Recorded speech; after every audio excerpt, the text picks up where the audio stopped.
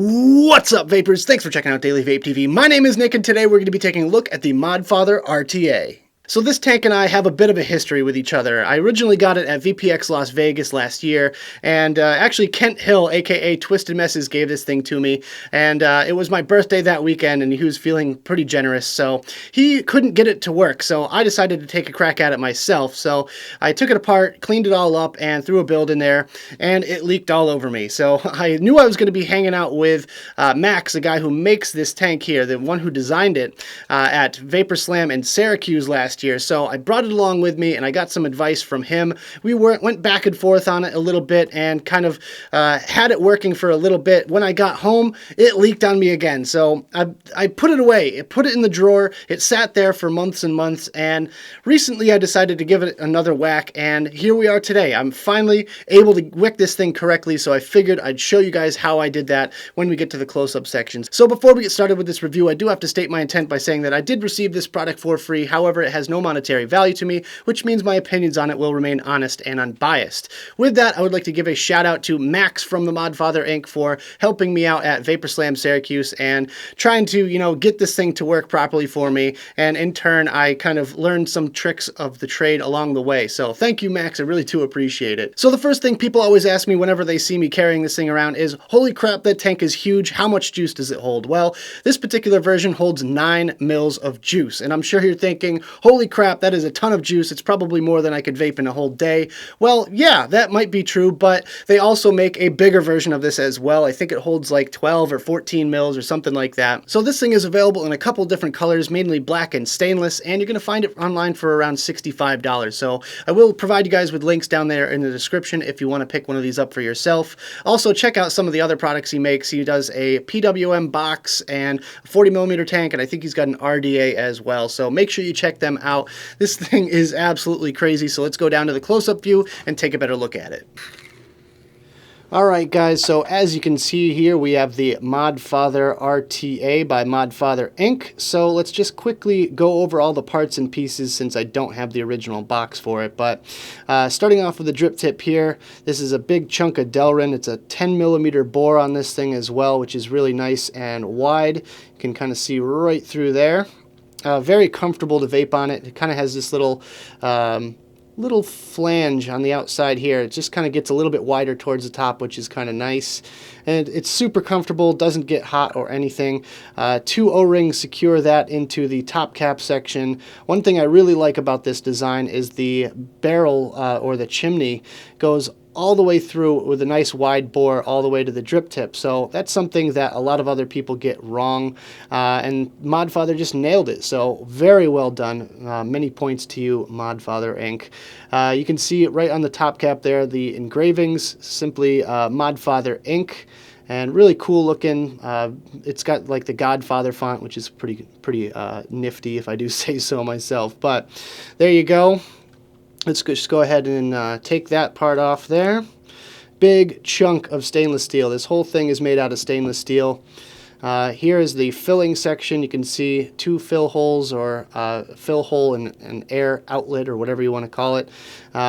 Big O-ring right here to secure that top cap connection. Here you can see the chamber itself, and it's 9 mil juice capacity, which is a massive amount of e-liquid. But yeah, I guess if you like one particular flavor a whole hell of a lot, then that's going to be great for you. So before we go ahead and take a look at the build deck, just taking a look at the engravings on the bottom.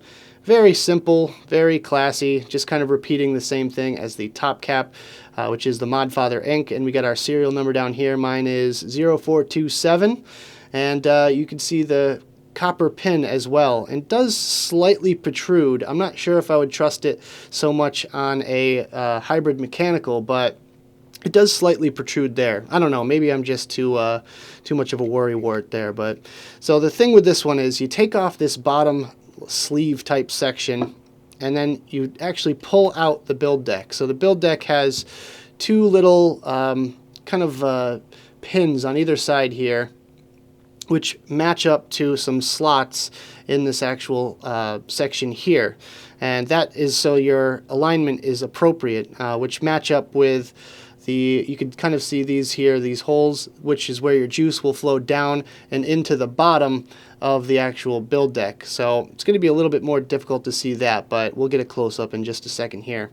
One really cool thing about this tank is that the airflow is direct to the coils, so you can see directly through the entire chamber here, which means the coils are getting direct airflow, very similar to an RTA, which is a really good feature for me, especially if you're vaping at a very high wattage. So here we can see the build deck itself. This is a 19 millimeter in diameter build deck, which you can build a whole hell of a lot of different coils on. I've got some aliens right now using 26 gauge as the core. These are 3.5 millimeter coils, and as you could probably see, they fit no problem in there. You can kind of see the top side of the actual juice fill holes in the bottom. I don't know what size they are. They look about 3 millimeters to me, but that's going to let your juice in the bottom side there to soak up in your wicks going through your coils. It is a velocity style build deck, so it's got the over-under 2-post style. These post holes are 2.5 millimeter, and they use Allen-headed grub screws for the sides there. Which the original package does contain an Allen wrench and I believe an extra set of screws. So, and they do use a peak insulator for the insulation on this thing, which is really nice. Peak insulators among the top in the industry, so no qualms about that whatsoever. And there you can see the single O-ring to hold the build deck in place, which does a really good job. It's a nice solid O-ring, and you do get an extra set in the box as well. So kind of a quirky little thing where it's got these little holes on the side. You just got to line it up and put it in place like that. And it fits really nice and flush. It just goes to show the machining on this thing is outstanding. So with that being said, let's go ahead and wick this thing. All right, guys, so I've got a little shred of Native Wicks cotton here. That's what I'm going to be using today. I think I'm just going to tear it right in half because these are pretty big coils and I feel like it can hold a lot of cotton. So I'm just going to kind of size it up and just start to work on the cotton here. You want this stuff to be pretty fluffy, so try not to crush it up as much as possible. But once you get it to about the size that you're looking at here, or looking for, I should say, you just want to scrunch up one end, just like you would do anything else, and go for it. So just sticking it right through there means you can pull it tight, just like that. You want it really good and tight inside your coils, but not so tight that it's going to move them around too much or anything when you're working on it. So that looks pretty good to me. We're just going to flip it around and basically do the same thing over again. All right, so once we get to this point here, you just want to kind of bend these two wick tails down a little bit just to check the clearance, and you want to kind of double that. So I'm probably going to be looking for about this much right here. And this is going to take some practice because you want to get just the right amount of cotton. You don't want too much where it's going to clog up that build deck, and you don't want not enough to where it's going to leak all over the place. So there we go. We're just going to fluff up our cotton and thin it out just a little bit here, and then we'll just tuck it in.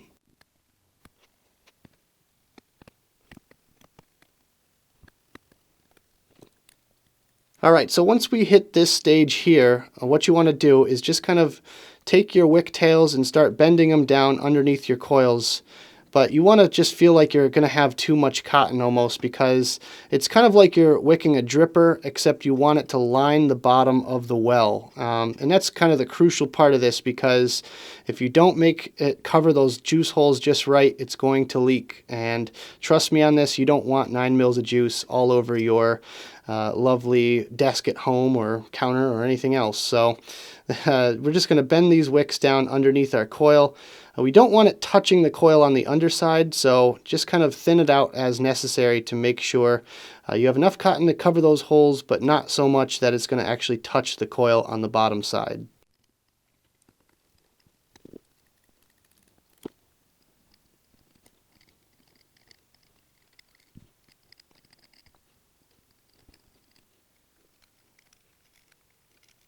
So basically what you're doing with your tweezers is essentially just kind of tucking it down in there, and then also just making sure you have a gap underneath your coils. You don't want the cotton actually touching the bottom side of your coil, so just kind of poke it in there with your tweezers and then that should make a nice little gap underneath there. So next step is putting a little juice on there and making sure it fires up.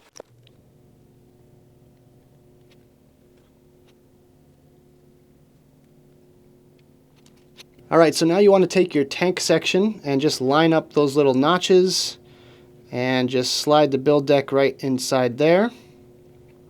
It should glide fairly easily. If it does not, then you might have a little bit too much cotton on there. So you just want to take that back out and trim it a little bit. So now we're just going to put the bottom cap on and fill it up.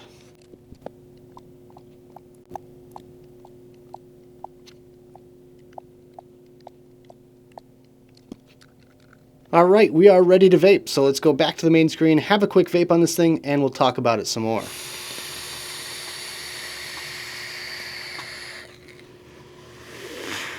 Alright guys, I hope you enjoyed the close-up section of this video. Now let's talk about my personal thoughts about this device, some pros, some cons, and whether or not it's worth purchasing. Starting off today with the pros, and my first pro is that it holds a ton of juice. And yeah, that should be pretty obvious to you guys since the general size of this thing, but it holds 9 mils of e-liquid, and I really like that fact because I can fill this up once a day and be good for the entire day. Normally, I'm filling my tanks 3, 4, 5 times a day with, you know, a 3 millimeter juice capacity or a 2 millimeter juice capacity. So something like this here, I put my favorite e-liquid in there and I just run it all day long. Now, on the counter side of that, yeah, you really have to love the liquid that goes into this thing because you're not going to be able to get that flavor out for quite some time. Yeah, you could probably dump it out and then put something else in there, but you know, you probably know as well as I do, getting the flavor out of a set of coils is not the easiest task. I, for one, am very OCD about my cotton, and I try not to taint it with a million different flavors going through the same tank of liquid, but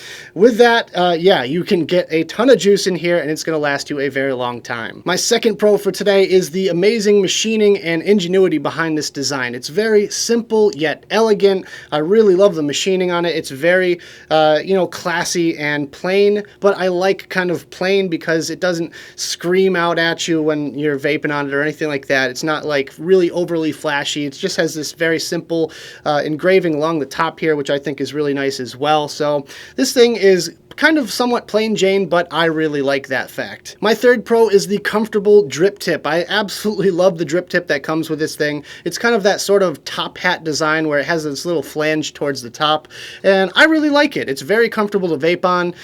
You know, it doesn't get hot whatsoever. It is made out of Delrin, and it has a very long kind of chimney section here, so it doesn't heat up whatsoever. So even if you have a crazy set of coils in there, I'm currently vaping it at 110 watts, and this thing does not give me one little bit of heat at the drip tip, which is amazing because a lot of the other tanks I've been using lately tend to heat up a little bit towards the tip, and it's not, it doesn't make for the best, most comfortable sort of vaping experience, which is a total, you know, opposite when it comes to this one here. My fourth and final pro is that you have a ton of room to build in this thing, and even though it's only a 19 millimeter build deck, you still can go from post to post without any issue whatsoever. I believe I have like an 8 wrap triple 26 alien build in here right now with 3.5 millimeter coils, and it has room to spare. Actually, Max was telling me that he would use upwards of 3.5 millimeters. He can fit 4.5 millimeter coils in this thing, which is absolutely unheard of. I really don't know very many people that use that big of a build, but the 3.5 millimeter build that I've got in here right now fits absolutely perfectly.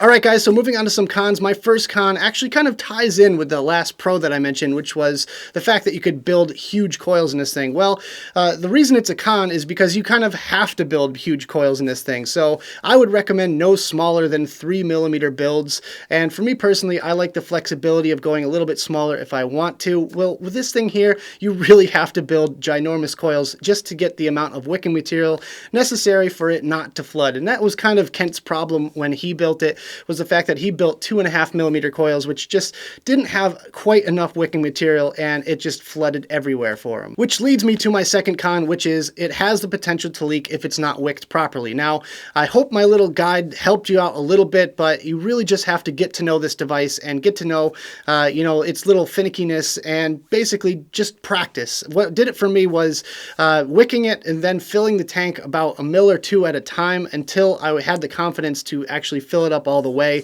but you really just have to get to know this device and get that wicking technique down to a science before you can actually have the confidence to fill it up all the way to the top. Otherwise, you're going to end up with a huge puddle of juice all over your desk or anything like that. So just really get to know this thing if you decide to get one of these for yourself. All right, guys, so my third con is it's massive, and this could be a pro or a con to you guys out there, but for me personally, I like to have my devices nice and flush and elegant looking and sleek and all that stuff, but when I put this on my 200S, it just hangs over the side a few millimeters, and it definitely does not match up whatsoever. So, of course, there's going to be certain devices out there that can handle a 30mm Addy, no problem, but everything that I seem to have, it does stick out a few millimeters. The best thing I have it sitting on right now is this right here, which is the Tempest 200 watt by Council of Vapor. It fits almost flush, almost, you know, unnoticeably flush to this this box mod here, and it's acceptable in my book, but for most of you guys out there, this thing is going to be unwieldy. And my fourth and final con is the threads at the top cap section are a little bit finicky, and what I mean by that is when I go to fill this device, I take off the top cap, fill it up as quick as possible, and when I go to put that top cap back on, it takes me 2 or 3 minutes sometimes just trying to find the right thread and just getting it to, you know, fit on there correctly. I don't know if it's something that I'm doing wrong or if it's just the fact that the threads are a little bit chunky and rough feeling to me, but in any case, I really wish that they had maybe a little bit thicker of a thread or something like that that made it a little bit easier to get this top cap section on and off. So is the Modfather RTA worth purchasing? And in my opinion, yes, it is. I could definitely see myself going out and picking one of these things up if I did not have this one in front of me. In fact, I would probably be interested in the murdered out version because it is really, really cool looking.